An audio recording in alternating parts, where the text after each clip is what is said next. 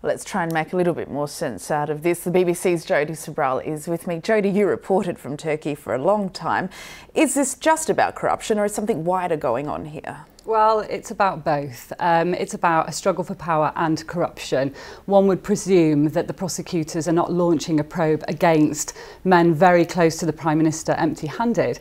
But there's definitely a power struggle going on here. Erdogan came to power not only based on his charisma and his popularity that appeals to the Turkish vote, but also with the support of Fethullah Gulen, an Islamic scholar based in the US, who has a large movement in Turkey, a network of influential businessmen, also sympathisers believed to be in the judiciary and also within the security forces.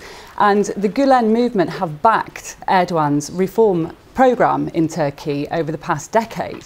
An example of this, of course, is the removal of the military from political life.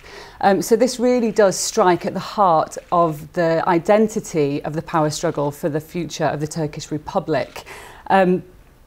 Now what we're seeing is now that Erdogan has removed the military from power, he wants to go up and challenge any alternative power there could be.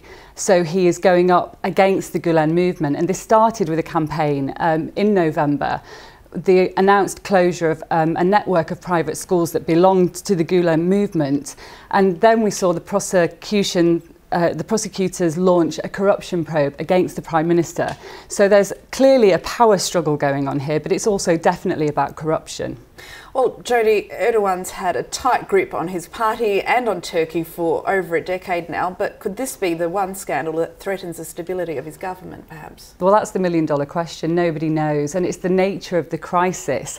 And that's because of this power struggle that's going on. Erdogan today, actually, beyond the resignations of the three ministers, he also fired two ministers which were extremely loyal to him. The Minister for EU Affairs, Egemen Barış, who was stuck through Erdogan through thick and thin. So this is a clear indication that Erdogan is nervous.